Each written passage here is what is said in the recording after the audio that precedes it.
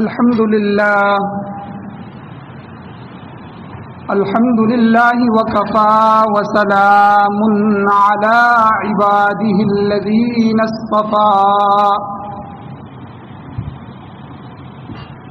أما بعد فأعوذ بالله من الشيطان الرجيم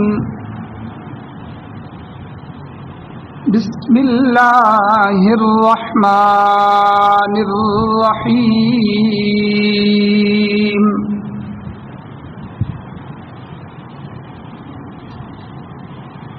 والبدن جعلناها لكم من شعائر الله لكم فيها خير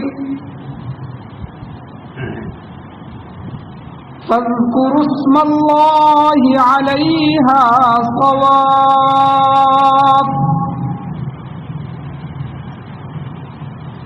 فإذا وجبت جنوبها فكلوا منها وأطعموا القانع والمعتر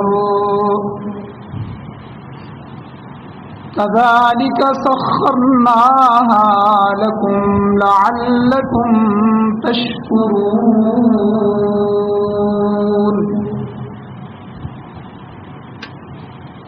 لن ينال الله لحومها ولا دماؤها ولكن يناله التقوى منكم كذلك سخرها لكم لتكبروا الله على ما هداكم وبشر المحسنين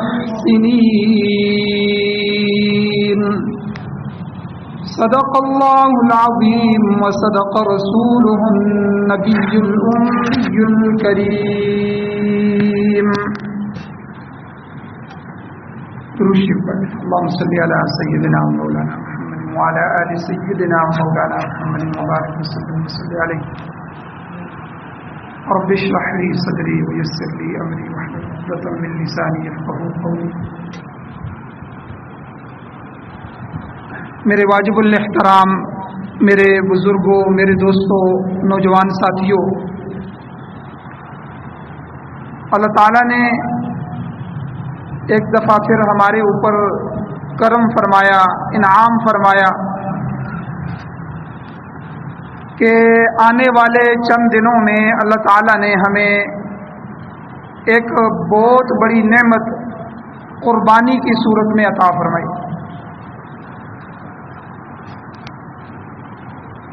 اور اللہ کا یہ جو حکم ہے قربانی کا، اس کا بہت عجیب فلسفہ ہے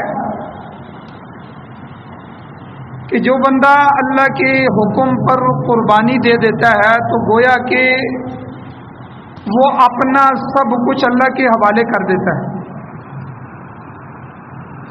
تو اللہ کی بات کو ماننا، اللہ کے حکم کی اطاعت کرنا، اللہ کے منشا اور چاہت کو پورا کرنے کے لیے جانور کو اللہ کے راستے میں قربان کرنا، یہ بہت بڑی نعمت ہے، بہت بڑی عبادت ہے. ہمارے گزشتہ جمعوں میں عمرہ اور حج کے افعال کے متعلق گفتگو چل رہی تھی. چونکہ آگے قربانی آ رہی ہے تو اس لیے اس موضوع کو دوبارہ مکمل کیا جائے گا. تو ضروری یہ سمجھا کہ اس جمعہ قربانی کے متعلق کچھ تھوڑی سی گفتگو ہو جائے. تو چند چیزیں آپ کے سامنے رکھنی ہیں. نمبر 1، قربانی کے فضائل کیا ہیں، اور پھر قربانی کس پر واجب ہے، اور قربانی کب واجب ہوتی ہے. پھر منڈی پر جانے سے پہلے ہمیں کیا کام کرنے چاہیے، منڈی پہنچ کر جانور خریدنے سے پہلے ہمیں کیا کام کرنے چاہیے، پھر جانور خریدنے کے بعد سے عید کے دن تک ہمیں کیا کام کرنے چاہیے، پھر ذبح کرنے سے پہلے اور ذبح کرنے کے وقت اور ذبح کرنے کے بعد کون سے کام کرنے چاہیے؟ تو سب سے پہلے قربانی کے متعلق چند فضائل ہیں، 6-7 فضیلتیں میں آپ کے سامنے بیان کرتا ہوں کہ یہ کتنا عظیم عمل ہے۔ سنن ترمذی شریف کی حدیث نمبر 1493 حدیث ہے۔ حضور نبی کریم صلی اللہ علیہ وسلم نے ارشاد فرمایا کہ عید کے دن قربانی کے عمل سے بڑھ کر کوئی اور عمل اللہ تعالیٰ کو محبوب نہیں ہے۔ یعنی عید کے دن ہم نماز بھی پڑھتے ہیں، عید کے دن ہم صدقہ خیرات بھی کریں، عید کے دن جتنی مرضی عبادتیں کریں، ان سب عبادتوں میں حضور نے فرمایا عید کے دن سب سے بڑا محبوب عمل، سب سے زیادہ پسندیدہ عمل جو اللہ تعالیٰ کو ہے وہ قربانی کا عمل ہے۔ اور اسی طرح دوسری سنن ترمذی کی حدیث 1493 نمبر حدیث ہے۔ اسی حدیث میں حضور علیہ السلام نے دوسری فضیلت بیان فرمائی کہ قیامت والے دن جب انسان کا حساب کتاب ہو رہا ہوگا، نامہ اعمال سامنے ہوگا، تو حضور نے فرمایا کہ قیامت والے دن نامہ اعمال میں یہ جو جانور ہیں قربانی کے، یہ اپنے بال، اپنے سینگ، اپنے کھر، اپنے گوشت اور اپنا خون وغیرہ لے کر اللہ کے سامنے پیش ہو جائیں گے۔ تو یہ اعزاز ہوگا قربانی کرنے والے کے۔ اور پھر حضور علیہ الصلوۃ والسلام نے فرمایا، ترغیب و ترہیب کی حدیث ہے، 1665 نمبر حدیث ہے، کہ جب قیامت والے دن جانور یہ سب کچھ لے کے آئیں گے تو ان کے بال، ان کے سینگ، ان کے پاؤں یعنی کھر وغیرہ، ان کا گوشت اور خون، یہ سب کچھ اس کے نامہ اعمال میں رکھا جائے گا اور 70 گنا اس کے وزن کو بڑھا دیا جائے گا۔ اس قربانی کو اس کے نامہ اعمال میں رکھ کے تول دیا جائے گا۔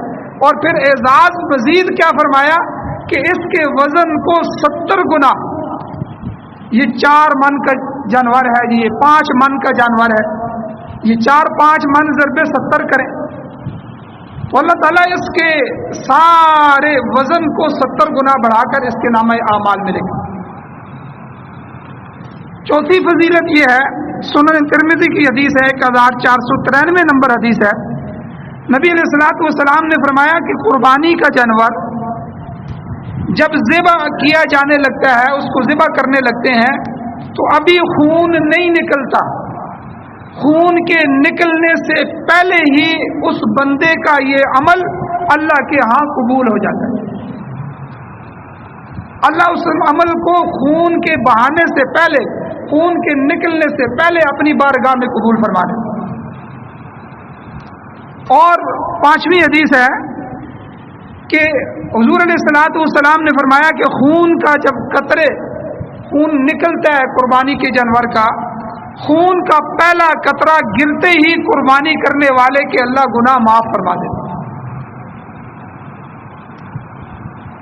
اور 6ٹھی فضیلت یہ ہے کہ حضور علیہ الصلوۃ والسلام نے فرمایا کہ قربانی کے جانور کے لیے مال خرچ کرنا اللہ تعالیٰ کے ہاں دیگر مصارف میں خرچ کرنے سے زیادہ افضل ہے۔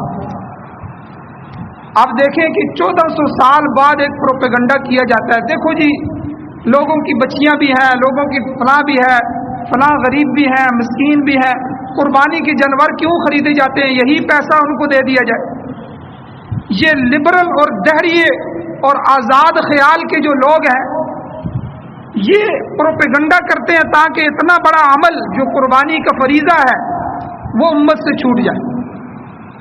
تو حضور علیہ الصلوۃ والسلام نے اس حدیث میں بتا دیا، 1400 سال پہلے امت کی رہنمائی فرما دی کہ تم دیگر مصارف میں سے جس مصرف پہ بھی خرچ کرو گے، کسی کی شادی کروا دو، کسی فقیر کو دے دو، کسی بیوہ کے گھر میں کوئی راشن ڈال دو، جو مرضی کرو گے، حضور نے فرمایا کہ قربانی کے جانور کے لیے جو تم مال خرچ کرو گے دیگر مصارف میں خرچ کرنے میں سب سے زیادہ اللہ کے ہاں افضل۔ سب سے زیادہ فضیلت یہ ہے کہ تم اپنی رقم سے اللہ نے دی ہے تو قربانی کا جانور خریدو اور اللہ کے راستے میں اس کو قربان کرو۔ اسی طرح ساتویں فضیلت کیا ہے؟ حضور علیہ الصلوۃ والسلام نے ارشاد فرمایا کہ جس جانور کو اللہ کے ہاں قربان کیا جاتا ہے یا تو وہ جانور بالوں والا ہے یا اون والا ہے۔ عام بڑے جانور ان کے بال ہوتے ہیں اور چھوٹے جانور بکری بھیڑ وغیرہ ان کی اون ہوتی ہے، ان کے بال زیادہ ہوتے ہیں۔ تو حضور علیہ الصلوۃ والسلام نے ارشاد فرمایا کہ جب بندہ جانور کو اللہ کے راستے میں ذبح کرتا ہے، قربانی کرتا ہے، تو جانور کے ہر بال کے بدلے میں اللہ تعالیٰ اسے ایک ایک نیکی عطا فرماتا ہے۔ تو کتنی فضیلتیں ہیں میرے بھائیوں قربانی اس عمل کی۔ اس لیے جس کے پاس گنجائش ہو، ایک تو آگے میں بتا رہا ہوں کہ قربانی کس پر ضروری ہے، کس پر واجب ہے، انہوں نے تو ہر حال میں کرنی ہے۔ اپنا حساب لگائیں، اپنے معاملات کو دیکھیں، انہوں نے قربانی کرنی ہے وہ کریں، اور جن کے اوپر نہیں ہے وہ بھی اس زمانے میں دیکھے، اپنے مال کو دیکھے، کسی طرح بھی ان فضیلتوں کو حاصل کرنے کے لیے وہ اپنا مال خرچ کر کے اللہ کے راستے میں قربانی کرے۔ اب دوسرا، قربانی کس شخص پر واجب ہے؟ 5 شرطوں سے قربانی واجب ہوتی ہے۔ نمبر 1، مسلمان ہونا، یہ شرط ہے، مسلمان پر قربانی واجب ہے، غیر مسلم پر قربانی واجب نہیں۔ نمبر 2، مسلمان ہے تو بالغ بھی ہونا، نابالغ بچے پر قربانی واجب نہیں، چاہے اس کے پاس مال بھی آ جائے۔ کئی دفعہ نابالغ بچہ ہوتا ہے، دادا فوت ہوتا ہے، والد فوت ہوتا ہے، کہیں سے اس کو مال مل جاتا ہے، بڑا مال ہوتا ہے، لیکن وہ نابالغ ہے، نابالغ مکلف ہی نہیں ہے فرائض کا۔ اس لیے دوسری شرط یہ ہے کہ بالغ ہونا، اور تیسری شرط ہے مقیم ہونا، اپنے گھر میں موجود ہو، اپنی جگہ پہ موجود ہو، مقیم ہو۔ مسافر آدمی جب سفر پہ نکل جاتا ہے تو اللہ تعالیٰ کی طرف سے اس کے لیے بڑی گنجائش ہو جاتی ہے، اس کے لیے نماز آدھی ہو جاتی ہے، فرائض آدھے ہو جاتے ہیں، سنتیں گویا کہ ان کے لیے نفلوں کی طرح گنجائش ہو جاتی ہے۔ تو مسافر آدمی پر قربانی بھی واجب نہیں رہتی۔ تو تیسری شرط ہے مقیم آدمی ہونا۔ چوتھا، عاقل ہونا، عقل مند ہونا۔ جو آدمی پاگل ہو، مجنون ہو، اس کا دماغ ٹھیک نہ ہو، تو وہ بالغ بھی ہو، مسلمان بھی ہو، دولت بھی ہو، تو اس پر قربانی واجب نہیں۔ اور پانچواں کیا ہے کہ صاحب نصاب ہونا۔ یہ آگے ذکر کیا جا رہا ہے کہ نصاب کا مالک ہو تو اس پر قربانی واجب ہو جاتی ہے، مسکین آدمی پر قربانی واجب نہیں ہے، کر لے تو بڑا ثواب ہے۔ اب صاحب نصاب کون ہے؟ آدمی صاحب نصاب کب ہوتا ہے؟ 5 قسم کے یہ جو افراد بیان ہوئے ہیں، مسلمان ہو، بالغ ہو، مقیم ہو، عاقل ہو اور صاحب نصاب ہو، ان 5 قسم کے افراد میں سے جس شخص کے پاس مذکورہ 5 قسم کے مال موجود ہوں، یا ان میں سے ایک ہو یا ایک سے زیادہ مال مخصوص مقدار میں ہوں، تو وہ شخص صاحب نصاب کہلاتا ہے۔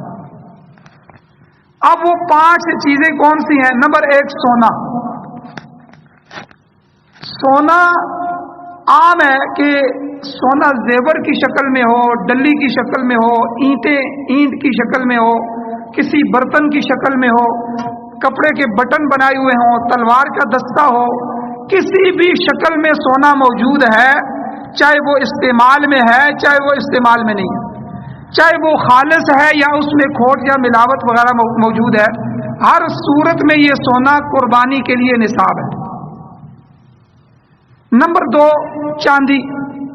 چاندی بھی عام ہے کہ وہ زیور کی شکل میں ہو، ڈلی ہو، اینٹ ہو، برتن ہو، چاہے استعمال میں ہو یا نہ ہو، خالص ہو یا ملاوٹ شدہ ہو، ہر حال میں چاندی بھی قربانی کے لیے نصاب ہے۔ نمبر 3، نقدی۔ اپنے ملک کی ہو، اپنے پاس موجود ہو، یا اپنے علاقے کی ہو، ملک اپنے پاکستانی کرنسی ہو، یا کسی اور ملک کی ہو، ڈالر ہے، ریال ہے، کسی ملک کی کرنسی ہو، اپنے پاس موجود ہے، گھر میں رکھی ہوئی ہے، جیب میں ہے، یا بینک میں رکھی ہوئی ہے، چیک کی صورت میں ہو یا ڈرافٹ کی صورت میں ہو، نوٹ ہو یا سکے ہو، کسی کو قرض دیا ہوا ہو یا اس کی سرمایہ کاری کر رکھی ہو، ان تمام صورتوں میں یہ جو نقدی ہے، نقد، یہ قربانی کے لیے نصاب ہے۔ نمبر 4، مال تجارت، یعنی تاجر کی دکان کا ہر وہ سامان جو بیچنے کی نیت سے خریدا گیا اور تاحال ابھی تک اس کے بیچنے کی نیت بھی باقی ہو، تو یہ مال تجارت قربانی کے لیے نصاب ہے۔ اگر اس مال کو جو تجارت کے لیے خریدا گیا ہے، نیت بھی تجارت کی تھی، اس کو گھر کے استعمال کے لیے رکھ لیے، چلو یار یہ گھر میں لے جاتے ہیں، یا اس کے بارے میں اپنے کسی بیٹے کو یا کسی دوست وغیرہ کو ہدیہ کر دیا، یا طے کر لیا کہ یہ میں فلاں کو دے دوں گا، یا ویسے ہی اس مال کے بارے میں بیچنے کی نیت نہ رہی ہو، تو یہ مال قربانی کے لیے نصاب نہیں ہے، یہ مال تجارت نہیں رہا۔ 5ویں چیز، ضرورت سے زائد سامان، وہ تمام چیزیں جو گھروں میں رکھی رہتی ہیں، جن کی سالہ سال سے ضرورت بھی نہیں پڑتی، کبھی کبھار ان کو استعمال میں لایا جاتا ہے، مثلا بڑی بڑی دیگیں ہیں، اب پرانے اور ابھی بھی جو ہے وہ چھوٹا دیگچا، پھر بڑا دیگچا، پھر بڑا دیگچا، پھر بڑے بڑے دیگچے۔ اب وہ چھوٹا دیگچا تو گھر میں استعمال ہوتا رہتا ہے، لیکن وہ بڑے بڑے دیگچے اور دیگیں اور اس طرح کی جو چیزیں ہیں، ٹپ وغیرہ اور یہ ساری، ان کو سالہ سال نوبت ہی نہیں آتی استعمال کی۔ اور اسی طرح بڑی بڑی دریاں ہیں، شامیانے ہیں، برتن وغیرہ ہیں، یہ ساری چیزیں، اور ان سلے جوڑے، وہ جوڑے جو سلوائے ہوئے نہیں ہیں، ان سلے پڑے ہوئے، اور اسی طرح ٹی وی ہے، ڈش ہے، اینٹینے ہیں، یہ ساری چیزیں یہ ضرورت کے سامان نہیں، شریعت نے ان کو ضرورت نہیں کہا، تو یہ ضرورت سے زائد سامان ہے، اس کو بھی حساب لگایا جائے گا اور اس کو بھی دیکھا جائے گا، یہ بھی نصاب کا جو ہے وہ صورت بنتی ہے، قربانی کے لیے نصاب بنتا ہے۔ اب 5 مال میں نے آپ کے سامنے بیان فرمائے ہیں، ان اموال کی 2 حالتیں ہیں، یا تو ان میں سے ایک ہی مال ہوگا، ایک ہی چیز آپ کے پاس موجود ہوگی، یا ایک سے زیادہ ہوں گی، 2 یا 2 سے زیادہ ہوں گی۔ اب آپ ذرا دیکھیں اس کو کہ قربانی کے لیے اب کیا دیکھا جائے گا۔ اگر کسی کے پاس صرف سونا ہے، سونا، چاندی نہیں ہے، نقدی نہیں ہے، مال تجارت نہیں ہے، ضرورت سے زائد سامان نہیں ہے، باقی 4 چیزیں نہیں ہیں، تو سونا 7.5 تولے سونا ہونا ضروری ہے، 87.480 گرام یہ سونا۔ جب تک اتنا نہ ہو جائے تو قربانی واجب نہیں ہوتی، یہ اگر خالی سونا ہو۔ اور اسی طرح اگر صرف چاندی ہو، باقی 4 چیزیں سونا، نقدی، مال تجارت اور ضرورت سے زیادہ سامان نہ ہو، تو چاندی جب تک 52.5 تولے چاندی نہ ہو جائے، یہ 612.35 گرام بنتی ہے، اس وقت تک قربانی واجب نہیں ہوتی۔ اور تیسری چیز، اگر کسی کے پاس صرف نقدی ہے، پیسے ہی پیسے ہیں، سونا بھی نہیں ہے، چاندی بھی نہیں ہے، کوئی مال تجارت بھی نہیں ہے، ضرورت سے زیادہ سامان بھی نہیں ہے، تو نقدی جب تک اتنی نہ ہو جائے کہ اس سے 52.5 تولے چاندی خریدی جا سکے، اس وقت تک قربانی واجب نہیں ہوتی۔ اگر نقدی اتنی ہو جائے کہ اس سے 52.5 تولے چاندی خریدی جا سکے، 52.5 تولی چاندی کی قیمت کے برابر بن جائے، تو قربانی واجب ہو جاتی ہے۔ یہ تو ایک قسم کا مال ہے، ایک چیز ہے، خالی سونا، خالی چاندی، خالی نقدی۔ اگر آپ کے پاس 2 یا 3 مال ملے ہوئے ہیں، زیادہ ملے ہوئے ہیں، ایک سے زائد ہیں، مثلاً سونا اور چاندی ہے، یا سونا اور نقدی ہے، یا سونا اور مال تجارت ہے، یا چاندی اور نقدی ہے، یا چاندی اور مال تجارت ہے، یعنی ان 5 چیزوں میں سے کوئی 2 یا 3 ملی ہوئی ہیں، تو ان تمام صورتوں میں ان سارے مالوں کی قیمت لگائی جائے گی۔ اگر ان کی قیمت 52.5 تولے چاندی کی قیمت کے برابر ہو جائے تو قربانی واجب ہو جائے گی، اگر برابر نہ ہو تو قربانی واجب نہیں ہو۔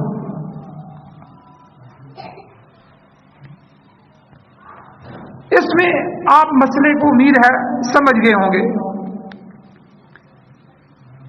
اور اگر مثال کے طور پر کسی کے پاس 1 تولہ سونا ہے اور ساتھ 200-500 ہزار روپے ہیں، یہ اب 2 چیزیں ہو گئی۔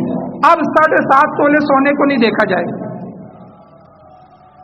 اب سونا جتنا بھی ہے اس کو بھی رکھا جائے گا، ساتھ نقدی جتنی بھی ہے اس کو بھی رکھا جائے گا، چاندی تھوڑی سی ہے اس کو بھی رکھا جائے گا، اگر ضرورت سے زائد سامان کوئی انسلے جوڑے وغیرہ وغیرہ جو میں نے پیچھے بیان کیے وہ ہے وہ بھی رکھا جائے گا، ان سب کی قیمت لگائی جائے گی۔ اگر 52.5 تولے چاندی سے قیمت برابر ہو جائے یا بڑھ جائے تو اس بندے پر بھی قربانی کرنا واجب ہو جاتا ہے، ایک مسئلہ۔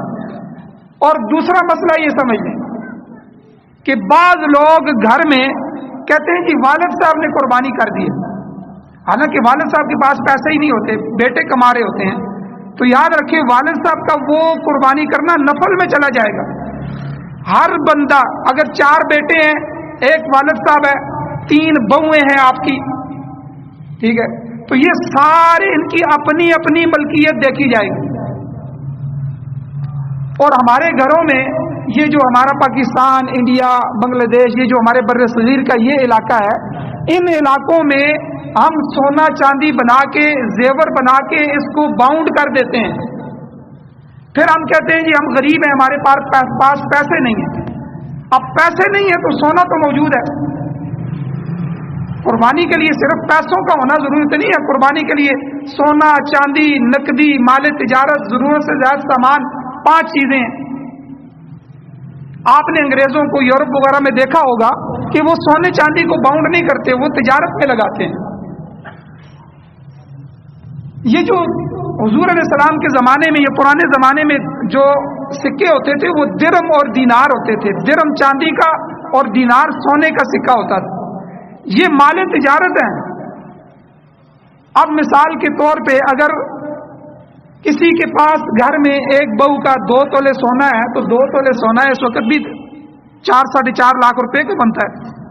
اب 4-4.5 لاکھ روپے مالیت کا سونا رکھنے والا اپنے آپ کو غریب کیسے کہہ سکتا ہے؟ چاہے اس کے پاس نقد 1 روپیہ بھی نہ ہو، پھر دوسری بہو کے پاس بھی ہے، پھر بیٹی کے پاس بھی ہے، پھر گھر والی کے پاس بھی ہے، یعنی 20-30-40 لاکھ کا سونا ہم میں سے ہر بندے نے اپنے گھر میں باؤنڈ رکھا ہوا ہے۔ تو اس لیے آپ نے اپنے گھر میں جب حساب لگانا ہے تو اپنی بیٹی اور اپنی بہو کا الگ حساب لگانا ہے۔ اگر ان کے پاس 1.5 تولے، 1 تولہ، 2 تولے، 2.5 تولے سونا ہے تو ساتھ نقدی بھی ہے، یہ قربانی کے جو 3 دن ہیں، 10 ذی الحجہ، 11 ذی الحجہ، 12 ذی الحجہ، ان میں اگر نقدی بھی ہے، چاہے وہ نقدی 10 روپے ہوں، 50 روپے ہوں، 100 روپے ہوں، 500 ہو، 1000 ہو، تو وہ نقدی اب خالی سونا نہیں دیکھا جائے گا، اس سونے کے ساتھ اس کی قیمت لگا کے نقدی کو بھی جمع کر کے ان عورتوں پر قربانیاں بھی واجب ہوتی ہیں۔ اور ہمیں پتہ ہی نہیں ہوتا کہ ہماری بیوی پر قربانی واجب ہے، ہماری بہو پر قربانی واجب ہے، ہماری بیٹی پر قربانی واجب ہے۔ تو اس لیے آپ حضرات سے یہ گزارش ہے کہ یہ اللہ کی طرف سے فرائض ہیں، اگر آج ہم حساب نہیں کریں گے تو اللہ کے ہاں یہ نہیں دیکھا جائے گا کہ میں نے تو حساب نہیں لگایا تھا۔ تو اس لیے یہ میں نے 5 چیزیں آپ کے سامنے نصاب کی بیان کر دی ہیں، ان کی تفصیل بھی بیان کر دی ہے، سونا، چاندی، نقدی، مال تجارت، یہ زکوٰۃ کے لیے یہ 4 چیزیں ہوتی ہیں، اور صدقہ فطر اور قربانی کے لیے 5ویں چیز بھی ساتھ ہو جاتی ہے، ضرورت سے زائد سامان۔ ان سب کو دیکھ کے بندہ اندازہ لگائے کہ میں صاحب نصاب ہوں کہ نہیں ہوں، اگر ہوں تو پھر میں ہر حال میں قربانی کروں۔ اب اگلا مسئلہ ہے کہ قربانی کس وقت واجب ہے. صحیح احادیث مبارکہ کی روشنی میں قربانی کا جو وقت ہے وہ 10 ذی الحجہ کے طلوع فجر، جب فجر طلوع ہو جاتی ہے وہاں سے وقت شروع ہو جاتا ہے. بڑی عید کا جو دن ہوتا ہے اس دن، وہ 10 ذی الحجہ کا دن ہوتا ہے، اس سے اگلا دن 11 ذی الحجہ کا، اس سے اگلا دن 12 ذی الحجہ کا، یہ 3 دن یہ قربانی کے دن ہیں. 10 ذی الحجہ کے طلوع فجر سے شروع ہو کے 12 ذی الحجہ کے سورج کے غروب ہونے تک اگر کوئی بندہ قربانی کر لیتا ہے تو اس کی قربانی قبول ہو جائے. نہ 10 ذی الحجہ کے طلوع فجر سے پہلے ہوتی ہے، نہ 12 ذی الحجہ کا جو ہی مغرب کی اذان ہو گئی، سورج طلوع ہو جائے وہ غروب ہو گیا تو اس کے بعد بھی قربانی نہیں ہے. یہ 3 دن اللہ تعالیٰ نے قربانی کے رکھے. پہلے دن اگر کر سکتے ہیں تو افضل ہے، سب سے افضل ہے کہ پہلے دن قربانی کی جائے، کوشش کی جائے. اگر کسائی وغیرہ نہیں ملتا یا کوئی بندہ مجبور ہے، جانور نہیں خرید سکا، پھر منڈی میں جا رہا ہے، یا کوئی بندہ نہیں مل رہا، یا کوئی ایسی فوتگی، غمی، شادی یا کوئی معاملات پیش آ گئے ہیں، عذر ہے، تو پھر دوسرے دن کر لے. دوسرے دن نہیں کر سکتا تو بہرحال تیسرے دن تو ضروری ہے، لیکن افضل جو ہے کہ وہ پہلے دن کرے، زیادہ فضیلت اس میں، ورنہ قربانی کے یہ 3 دن. اور دوسرا مسئلہ، شہر میں قربانی کے وقت کی جو ابتدا ہوتی ہے شہر میں، یہ عید الاضحیٰ کی نماز کے بعد سے. پورے شہر میں جب کسی بھی جگہ عید کی نماز ہو جائے اس کے بعد پورے شہر میں کہیں بھی بسنے والے کے لیے قربانی کر لینا درست ہے، اگرچہ ان کے محلے کی مسجد میں ابھی نماز نہ ہوئی ہو. لیکن علماء کہتے ہیں کہ چونکہ لوگوں کو اندازہ نہیں ہوتا کہ کہیں ہوئی ہے کہ نہیں ہوا، اس لیے جو ہے وہ اپنے محلے کی یا اپنے قریب محلے کی مسجد میں نماز پڑھنے کے بعد اپنی قربانی کریں. اور اسی طرح نمبر 3، چھوٹے دیہات جو ہوتے ہیں، بہت چھوٹے، جہاں شرعی مسئلے سے عید کی نماز نہیں ہوتی، جمعہ نہیں ہوتا، وہاں نماز فجر کے بعد بھی قربانی کر لینا درست ہے. اور اسی طرح ایک مسئلہ یہ بھی یاد رکھیں، یہ بڑا ضروری مسئلہ ہے، چونکہ ہر دوسرا چوتھا گھر جو ہے اس کا کوئی نہ کوئی بچہ سعودیہ میں یا باہر کسی ممالک میں ہوتا ہے، اور وہ گھر والوں کو کہہ دیتا ہے جی پاکستان میں میری قربانی بھی کر دیں. تو اگر کسی کی طرف سے قربانی کی جا رہی ہو تو اس قربانی کروانے والے کے ملک اور جہاں قربانی ہو رہی ہے وہاں دونوں جگہ قربانی کے اوقات کا ہونا ضروری ہے. اگر یہاں کا کوئی بندہ سعودیہ والوں کو کہتا ہے کہ وہاں میری قربانی بھی کر دیں، تو وہاں ایک دن پہلے اگر عید ہوتی ہے تو ہمارے یہاں عید نہیں ہوتی، اس لیے وہ ہماری قربانی اگر کریں گے تو وہاں نہیں ہوگی. قربانی جس کی جا رہی ہے اور جہاں ہو رہی ہے وہاں دونوں جگہ کا عید کا ہونا ضروری ہے. اور اسی طرح ایک مسئلہ اور سمجھ لیں کہ ایک آدمی پر قربانی ضروری ہے، واجب ہے، وہ 3 دن سنبھلتا رہا، سوچتا رہا، یا کسی وجہ سے قربانی نہیں کر سکا، ایام گزر گئے. اب ایک چھوٹے جانور کی قیمت کا صدقہ کرنا اس پر لازم ہے. اب جانور ذبح نہیں کیا جائے گا کیونکہ قربانی کے 3 دنوں کے اندر ہی کی جا سکتی ہے. اب وہ اس قربانی کے جانور جتنی قیمت اللہ کے راستے میں صدقہ کرے گا. ایک مسئلہ تو یہ ہو گیا. اور دوسرا مسئلہ ہے کہ منڈی جاتے وقت کیا کام کرنے چاہیے. جانور خریدنے کے لیے منڈی جانے سے پہلے کن امور کا اہتمام کرنا چاہیے. سب سے پہلے سمجھ لیں استخارہ. آج ہم نے استخارہ چھوڑ دیا. 2 رکعت نماز استخارے کی نفل نماز پڑھ لیں، اس کے بعد دعا کریں کہ اے اللہ جو میرے لیے بہتر ہو اس میں میری رہبری فرمائیے، میری رہنمائی فرمائیے، اور جو معاملہ میرے حق میں اچھا نہ ہو، برا ہو، اس سے مجھے محفوظ فرمائیے. اس کو استخارہ کہتے ہیں. استخارے کا مطلب ہے اللہ تعالیٰ سے پوچھ کر چلنا، اللہ سے مشورہ کرنا. جو شخص اپنی عقل پر اعتماد کرتے ہوئے جو ہے وہ چلتا ہے اور اللہ تعالیٰ سے پوچھ کر قدم نہیں اٹھاتا تو یہ گویا کہ اللہ تعالیٰ کی ناشکری بھی کر رہے ہیں.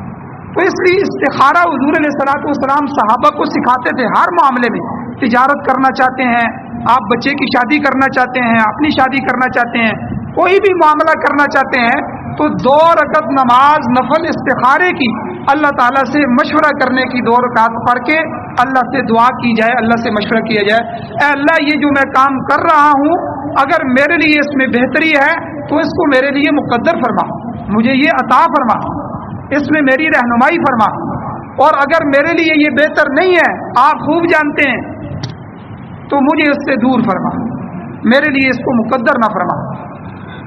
تو سب سے پہلے بندے کو چاہیے کہ استخارہ کریں۔ دوسرا صلاۃ الحاجت، یہ ہماری ضرورت ہے تو یہ الگ سے نماز ہے، 2 رکعت نماز جو ہے وہ گھر سے باہر نکلنے سے پہلے جو ہے پڑھ لے، تو یہ صلاۃ الحاجت پڑھنے والے کو اللہ تعالیٰ برائی سے بچا لیتے ہیں۔ اس لیے منڈی جانے سے پہلے 2 رکعت صلاۃ الحاجت پڑھ لینی چاہیے۔ یقین کر لیجئے کہ 10 منٹ کی مشقت برداشت کر کے آپ 10 گھنٹوں کی مشقت سے بچ سکتے ہیں۔ تیسرا جو ہے مشورہ، یہ وشاورہم فی الامر، حضور کو بھی حکم دیا کہ آپ مشورہ کریں۔ آپ حضرات بھی کسی جاننے والے سے، کسی تجربہ کار آدمی سے مشورہ کیجئے کہ بھئی ہمیں جانور کہاں سے خریدنا چاہیے، کیسا جانور بہتر رہے گا، ہو سکے تو کسی تجربہ کار آدمی کو ساتھ بھی لے کے چلے جائیں۔ تو چوتھی چیز کیا ہے؟ نماز کا خیال۔ منڈی ایسے وقت میں جائیں کہ جب نماز کا وقت نہ ہو، نماز ہماری قضا نہ ہو، یا وہاں جا کے بھی جیسے ہی نماز کا وقت ہو جائے فوراً نماز کی ادائیگی ضروری ہے۔ اور ایسے موقع پہ ہمارا برتاؤ کیا ہوتا ہے کہ اللہ تعالیٰ کے ایک حکم کے لیے، یعنی قربانی خریدنے کے لیے ہم ایسے مشغول ہو جاتے ہیں جو اس سے بھی بڑا حکم نماز کا تھا اس کو ہم چھوڑ دیتے ہیں۔ ایک فرض پورا کر رہے ہیں، قربانی جو واجب ہے، اس کے اوپر ایسے مصروف ہو جاتے ہیں، اس سے بڑا فرض جو ہے نماز کا، اس کو ہم ضائع کر دیتے ہیں۔ تو چوتھی چیز کہ منڈی میں جاتے ہوئے نماز کا خیال رکھا جائے کہ ہماری نماز ضائع نہ۔ اور پانچویں چیز جو سب سے زیادہ ضروری ہے قربانی میں بھی اور ہر عمل میں، کہ اپنی نیت صحیح کر لیں، نیت کی درستگی۔ نیت اگر صحیح ہوگی تو اس پر اللہ تعالیٰ کی طرف سے اجر بھی ہوگا، اللہ کی طرف سے ثواب بھی ہوگا، ورنہ اس پر پکڑ ہوگی، سزا ہوگی، عذاب ہوگا، اور مخلوق کے سامنے بھی اللہ رسوا فرمائیں گے۔ لہذا جانور خریدنے کے لیے نیت درست ہونی چاہیے۔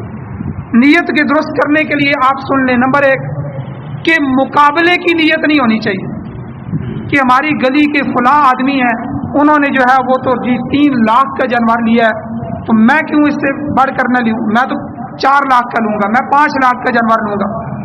اب یہ نیت مقابلے کی ہوگی، یہ اللہ کی رضا کی نیت نہیں ہے۔ اور ہمارے شہروں میں باقاعدہ اس کے مقابلے کیے جاتے ہیں، جانوروں کے مقابلے میں جانور خریدے جاتے ہیں۔ اس لیے یاد رکھیں، نیت کی درستگی میں سب سے پہلی بات یہ ہے کہ مقابلے کی نیت نہیں ہونی چاہیے۔ دوسرا، اس کے خلاف یہ ذہن بھی نہیں ہونا چاہیے کہ مالی اعتبار سے صاحب حیثیت آدمی ہے، ٹھیک ٹھاک آدمی ہے، لیکن سستا سے سستا جانور خرید رہا ہے، یہ بھی نہیں ہونا چاہیے۔ دیکھو بھائیو، ہم اپنی ضروریات میں کیا کہتے ہیں، بھائی جتنے مرضی پیسے لے لیں، چیز ہمیں 1 نمبر دے دو۔ ہم اپنی ضرورت میں کیا کرتے ہیں، بھائی پیسوں کی فکر نہیں کرنا، وہ میں آپ سے کر لوں گا، لیکن چیز مجھے آپ نے 1 نمبر دینی۔ اور جب اللہ کے حکم کی باری آتی ہے تو ہم کیا کہتے ہیں کہ بھائی کوئی سستا سا جانور دیکھ لو، سستی چیز دیکھ لو۔ تو یہ دونوں چیزیں نہیں ہونی چاہیے، ایک تو مقابلے کے اندر آ کے مقابلے کی نیت نہیں ہونی چاہیے، دوسرا جو ہے وہ سستا سے سستا جانور نہیں ڈھونڈنا چاہیے۔ اپنی حیثیت کے مطابق اللہ کو راضی کرنے کے لیے جو جانور اللہ کو پسند آ جائے۔ آپ دیکھیں حضرت اسماعیل علیہ السلام کی قربانی اللہ کے نبی نے پیش فرمائی، حضرت ابراہیم علیہ السلام نے، بیٹے سے بڑی پسندیدہ چیز کیا ہو سکتی؟ تو اللہ تعالیٰ نے ان کے ذبح کے وقت جو جانور جنت سے بھیجا، وہ مینڈا بھی تکڑا اور جنتی جانور اللہ نے بھیجا۔ تو اس لیے خوب سے خوب تر کی کوشش ہونی چاہیے کہ ہمیں اچھا جانور مل جائے۔ اور تیسرا، قربانی اس طرح کریں کہ اس سے مقصود اللہ کی رضامندی، میرا اللہ مجھ سے راضی ہو جائے، اور جو ثواب حضور علیہ الصلوۃ والسلام نے بتایا اس ثواب کا حصول ہو جائے۔ اور تیسری چیز، جو اللہ نے مجھ پر واجب کر دیا ہے، اس واجب کی ادائیگی ہو جائے۔ میں خیر خیریت سے اس فرض کو ادا کر دوں. تو یہ نیت کے اندر یہ چیزیں ضروری ہیں. اس لیے اس کی وضاحت کی ہے کہ نیت کے ساتھ ہر عمل کی قیمت لگتی ہے. بعض دفعہ اسی لیے فرماتے ہیں کہ جو آدمی ایک کھجور اللہ کی رضا کے لیے صدقہ کرتا ہے اللہ اور پہاڑ جتنا ثواب عطا فرماتا ہے. اور اگر اور پہاڑ جتنا سونا غیر اللہ کے لیے، اللہ کے غیر کے دکھلاوے کے لیے، ریاکاری کے لیے یا کسی اور نیت سے خرچ کرتا ہے تو اس کو ایک کھجور کا بھی ثواب نہیں ملتا، الٹا اس پر پکڑ ہوگی، عذاب ہوگی. تو اس لیے جو ہے یہ نیت کا درست ہونا. اور دوسری ایک بات کہ اگر آپ کسی بڑے جانور میں دوسروں کو شریک کر رہے ہیں، دوسرے لوگ بھی شریک کر رہے ہیں یا اپنے دوسرے زندہ رشتہ داروں کی طرف سے قربانی کر رہے ہیں تو ان سے اجازت لینا بھی ضروری ہے. بغیر اجازت کے ان کی طرف سے قربانی کر دینے کی صورت میں ان کی قربانی ادا نہیں ہوگی. والد کی طرف سے کر رہے ہیں، چچا کی طرف سے کر رہے ہیں تو ان سے اجازت لے لیں. بھائی میں والد صاحب میں آپ کی طرف سے آپ کی قربانی کرنا چاہتا ہوں، مجھے اجازت دیں. کہ ٹھیک ہے بیٹا کر لو، تو اجازت ہو. اگر ان کو پتہ ہی نہیں ہے کہ فلاں بیٹا میری طرف سے قربانی کر رہا ہے اور یہ نیت کر رہا ہے تو چونکہ ان کو بتائے گا تو وہ اپنی قربانی کی نیت کریں گے، پھر آگے بیٹا کر دے تو بیٹے کرنے سے ادا ہو جائے گا. تو اس لیے ان کی اجازت ضروری ہے. ہاں اگر معروف بات ہے کہ جیسا بیوی کی طرف سے شوہر ادا کر دیتا ہے تو اس سے پہلے بھی کرتا رہا ہے، پھر صراحتاً اجازت لینے کی ضرورت نہیں ہے، لیکن خبر کرنا پھر بھی ضروری ہے، ان کو بتانا پھر بھی ضروری ہے. آپ بتا دیں. اجازت لینا اور بتانا یہ دو الگ چیزیں ہیں. باہر کسی دوست کی طرف سے، والد کی طرف سے، کسی رشتہ دار کی طرف سے کرنا چاہتے ہیں تو باقاعدہ اجازت لیں. اگر اپنے گھر والے ہیں، والد والدہ جن کی پہلے سے بھی کرتے رہے ہیں، ان کو پتہ ہے یہ بیٹا ہمارا قربانی کر دیتا ہے، یا اپنی بیوی کی طرف سے کر رہے ہیں تو پتہ ہے خاوند کر دیتا ہے، تو پھر بھی ان کی اجازت تو نہیں لینی، لیکن ان کو خبر کر دیں کہ میں نے آپ کی قربانی خرید لی ہے، میں آپ کی طرف سے قربانی کر رہا ہوں. اسی طرح ایک چیز ضروری ہے، حلال جو ہے مال سے جانور لینا، یہ بہت ضروری چیز ہے. عقیدہ اور مال یاد رکھیں، قربانی میں یہ دو چیزیں ضروری ہیں. جس طرح دیگر معاملات میں حلال مال کے ذریعے سے لین دین کرنا ضروری ہے، اسی طرح قربانی کا جانور خریدنے کے لیے بھی حلال مال ہونا ضروری ہے، وگرنہ قربانی درست نہیں ہوگی. اب مال حرام کی 3 صورتیں علماء نے لکھی ہیں. نمبر 1، سارا مال ہی اس کا حرام ہے. مثلا بینک میں ملازم ہے، یا انشورنس کا کام کر رہا ہے، یا سود کا معاملہ کر رہا ہے، یا چوری ڈاکے کا مال ہے، یا جوئے کا مال ہے، جوا کھیل کے ہی مال لیتا ہے. یہ تو سارا خالص حرام مال ہے، اس سے تو کسی صورت میں بھی قربانی جائز نہیں. نمبر 2، حلال اور حرام مال ملا ہوا ہے لیکن حرام مال زیادہ ہے، تو ایسے حضرات بھی اس رقم سے نہ اپنے لیے جانور خریدیں نہ ہی کسی اور کے بڑے جانور میں حصہ لیں، کیونکہ اپنے لیے خریدنا بھی حرام مال سے یہ جائز نہیں ہے. دوسروں کے اندر شریک ہوگا تو ان کی قربانیاں بھی خراب کر دے گا، کسی کی قربانی جائز نہیں ہوگا. اس لیے جو حضرات قربانی کریں تو خاص کر کے وہ مال کا بھی خیال رکھیں، کیونکہ اللہ نے حرام مال سے منع فرمایا. حرام مال سے اللہ کا غصہ بڑھتا ہے اور بندہ حرام مال سے ہی اللہ کو راضی کرنے کی کوشش کر رہا ہے. یہ تو گویا کہ اللہ کے غصے اور ناراضگی کو اور زیادہ بڑھانا ہے. یہ اسی طرح ہے، پیشاب اور پخانے کو آپ اچھی طرح کسی جو ہے وہ ڈبے میں لپیٹ کے آپ کسی کو ہدیہ دیں تو حرام مال اللہ کے نزدیک یہ پیشاب پخانا ہی ہے.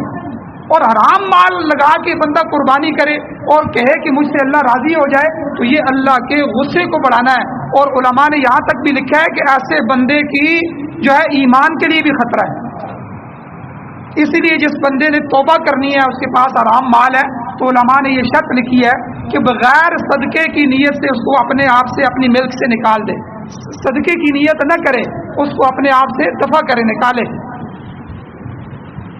تو اس لیے تیسرا، اگر حرام اور حلال بھی جو ہے ملے ہوئے نہیں ہیں بلکہ الگ الگ ہے، کسی فیکٹری میں ملازم بھی ہے، ساتھ جو ہے وہ حرام مال بھی ہے، تو اس میں پھر چاہیے کہ جو رقم اس نے الگ حلال مال کی رکھی ہوئی ہے، اس حلال مال سے، اس فیکٹری کی کمائی سے، اس حلال قیمت سے جانور کے خریدے یا جانور کے اندر حصہ ڈالے۔ تو اس لیے یہ بہت ضروری ہے کہ جو ہے جانور کے ذبح کرنے یا اس میں شریک ہونے سے پہلے حلال مال کا ہونا۔ اللہ تعالیٰ سے دعا ہے اللہ تعالیٰ ہمیں عمل کی توفیق عطا فرمائے۔ اسی طرح عقیدے کا درست ہونا، جو ہے جو کوئی شیعہ ہے، قادیانی ہے، یا کوئی ایسا آدمی ہے جو مشرک ہے، تو ایسا آدمی بھی ساتھ شریک نہ کریں، کیونکہ ان کی قربانی نہیں ہوگی۔ جب ان کی قربانی نہیں ہوگی تو پھر آپ کی قربانی بھی نہیں ہوگی۔ عقیدے کا درست ہونا بھی ضروری ہے، مال کا درست ہونا بھی ضروری ہے۔ اللہ تعالیٰ سے دعا ہے اللہ تعالیٰ ہمیں عمل کی توفیق عطا فرمائے۔ وآخر دعوانا الحمد للہ رب العالمین۔